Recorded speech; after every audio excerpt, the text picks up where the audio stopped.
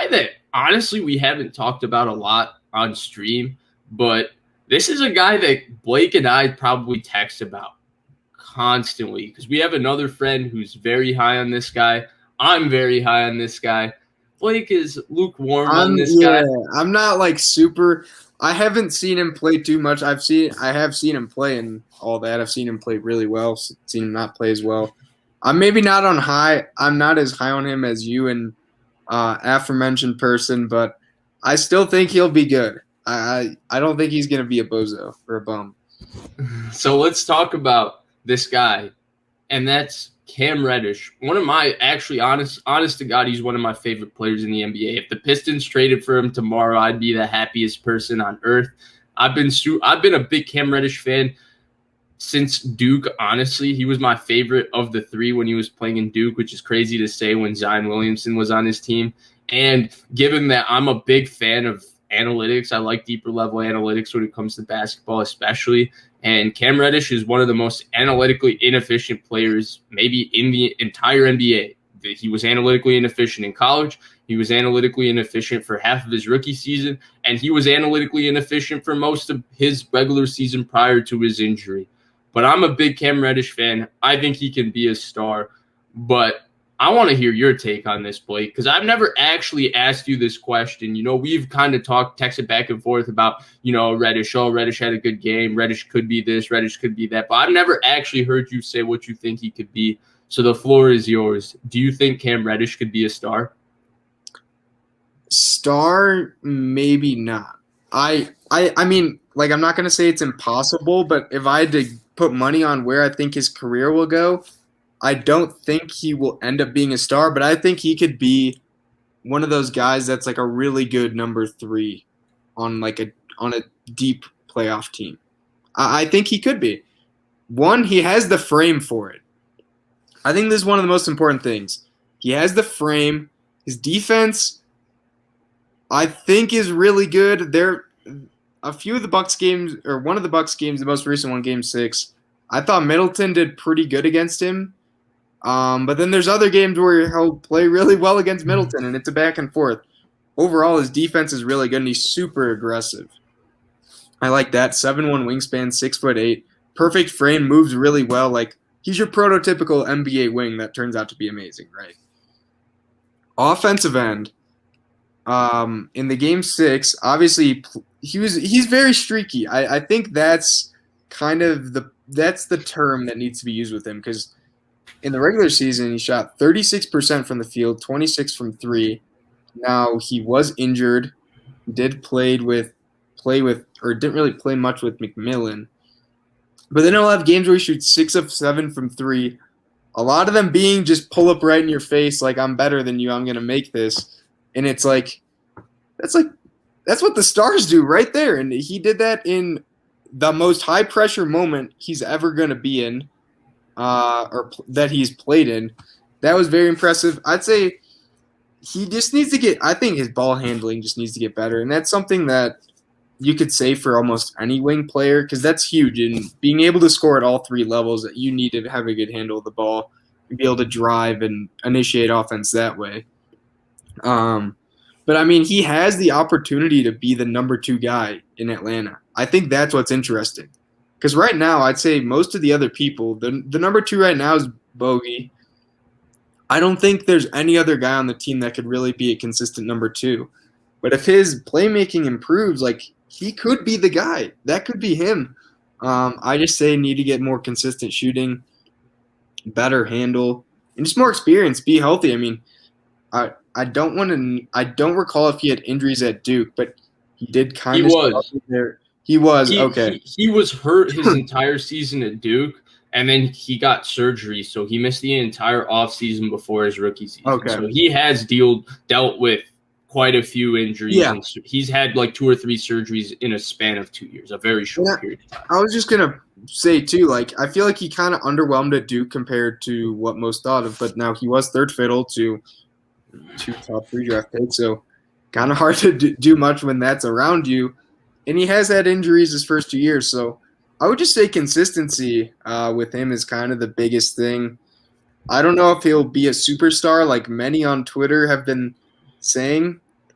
And it's a lot more than I thought, honestly. Like there's a good amount. I'd say there's like 20% of people that if they watch a lot of Reddish, they'd say like this guy could be a superstar. I don't know if it's that high, but there's a lot of people. I think Reddish is the classic case of analytics versus eye test. Because the analytics tell you that this is not a good basketball player. But the eye test, when you see his size, when you see the types of shots that he can make, you see his athleticism, you see his fluidity. Like you talked about his handle. So the weird thing is I thought he didn't handle the ball well at all in Game 6. But one of the things that I was really happy about, like as a Cam Reddish stan, if you will, was that I thought his handle looked a lot tighter in Games 3 and 4 in terms of being able to get to where he wants. And I do think probably the best case scenario comparison for him is either like a Tracy McGrady or Paul George, who essentially to me compares to Tracy McGrady. Paul George is like that's the comparison, right? You see the Paul George, and Nate McMillan, who coached Paul George, says like, oh, he could be the next Paul George. But to get to being Paul George, I still think there's a lot of work. First, he needs to get a lot stronger. When he gets to his spots, especially in the lane, he needs to. I think he's never played through contact well, in my opinion. This goes back to him in Duke and in high school. I think he needs to get better at that. But like overall, if you look at his size, his movement ability, he's not a consistent shooter, but he can shoot the basketball. There's a difference between those two things. He has lengths where it's like this dude is like drilling shots, like. Yeah, like he's just the best shooter in the league. It's not just catch and shoot. It's like lefty hang dribble, pull up into three like I'm Kevin Durant. It's like cross and pull straight into your face like I'm Paul George. It's that type stuff where you're like, whoa, he can shoot. It's just not consistent with him. And again, the McMillan thing is really important because that's really what I'm relying on. I think that especially because I made the mistake of maybe writing off. I mean, obviously, it's difficult to write any of these people off because they're like 21, 22, 23, but we form strong opinions on them so quickly, even though they have like 15 years left, or not 15, but 10 years left in the NBA. A whole decade, right? Yeah, right. And before we can decide who they are, but we form strong opinions. But obviously, the Trae Young, I overlooked the fact that Lloyd Pierce clearly had a negative impact on him. If you look at the confidence that Reddish played with in the playoffs, he never played that confident once with Lloyd Pierce. Honest to God, to me, it always looked like he was trying not to screw up, and he ended up screwing up. With Nate McMillan, I mean, he's pulling into whatever shot he wants. He's coming out and talking. He's getting into Chris Middleton's grill and playing defense. He's getting the crowd hyped up. Probably the most emotion, honestly, I've ever seen from Cam Reddish on a basketball court, sans the Louisville 22-point comeback when him and Zion Williamson put Duke on their back, and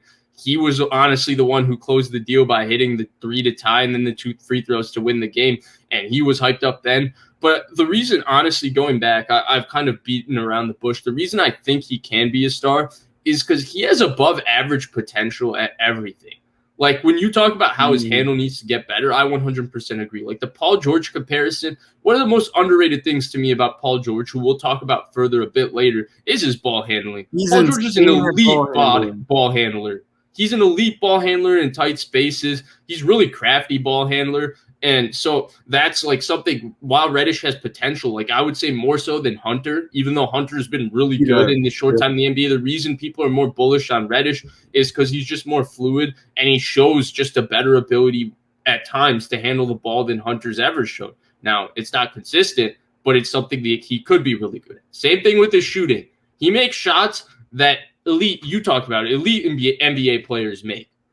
Well, he doesn't do it consistently at all. It's Frank, and he misses shots that, average NBA players consistently make. So can he get better at that? You would think yes, because he's got the potential to. So, like, he checks his defense, right? His defense, I mean, can he be over-aggressive? I thought he was over-aggressive, honestly, in Game 6. But then you look at how he played defense in Game 4.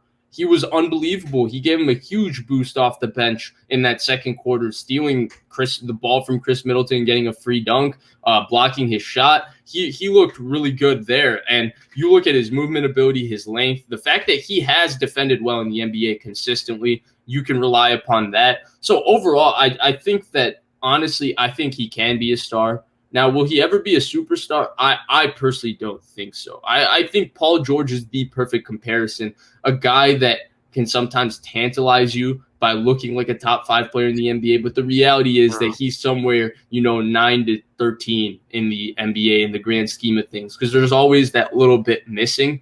That little bit has always been missing with Paul George, and I think the same way it's going to be missing there with Cam Reddish. I think on all accounts, mentally, everything, Paul George is the comparison, and I think that's what you could look to as what he could become.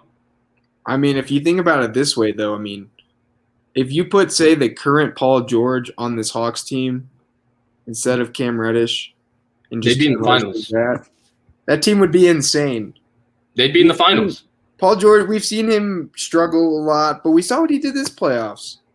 And if you had him with Trae Young, and then plus a bunch of other really solid complementary pieces, that's a insane 1-2 duo. I'd argue that's a top 3 or 4 1-2 duo. I agree. I think they would be in the finals. Has Paul George ever played with a playmaker like Trae Young? Regular season he has. Russell Westbrook. But even Russ, I think I'm a big Russ fan. I think Russ is a hell of a basketball player. I've defended Russ. We have videos on this channel of me defending Russ. Trae Young is a better playmaker and a more natural playmaker than Russ ever was. Russ, when he came into the NBA, was a defensive 2-guard. He taught himself how to play make. Trae Young walked into the NBA averaging 28 and 11 at Oklahoma. He's just naturally this insane playmaker. Yeah. Russ wasn't, in all honesty, though, Russ's playmaking for a few of those years post KD was I'd say insane. Top 5. Yeah. It was really insane, definitely. I feel like he just excels more when he's the only guy that has to play make, because it almost didn't even matter what bad shooters they put around him. They'd always figure it out. They made the playoffs running a lineup where Alex Abrinas, their 8th man in their rotation, was their best shooter. They actually started Russell Westbrook, Steven Adams, rookie Domantas Sabonis, and Andre Roberson with Victor Oladipo on the same floor and made the playoffs. Think about that. They were just watching some 80s or some 2000s basketball and just. You know who their best shooter was on that starting lineup that season? His MVP Sabonis. season? No, it was Russell Westbrook. Shot 35% from 3. That's pretty good for him. I'm surprised it was that. It was shockingly great for him. But yeah, honestly, so just to sum up with Reddish, Blake, where do you kind of stand? Where do you think he'll end up? I think you think he could be a star, but you're maybe a little more bearish on whether he reaches it. I would say number 3 guy on a championship level team would be where I realistically see him ending up if he reaches most of his potential. Okay. So I'm just a Cam Reddish fan, so this might be just a little biased. I'm going to say he ends up being the Hawks' secondary star. I'm going to say he has the opportunity. That guy. That's the thing. I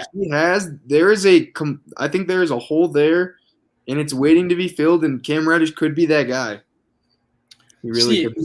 The reason I can't go as far as number 1, even though if you look at Cam Reddish from just a talent perspective, every single thing he's able to do on the basketball court, and say if he reaches max attributes in every single thing, he could be a number 1 option. The reason I can't go through that is because I think consistency is actually an attribute. I think a lot of people look at consistency as something you can improve on. I don't personally. I think some players are inherently consistent. I think some players inherently aren't consistent. It's just like jumping high, shooting, all those things are inherent traits. You can work on it, but you're gifted maybe a little bit more. And to me, Reddish is just not gifted with consistency, unfortunately.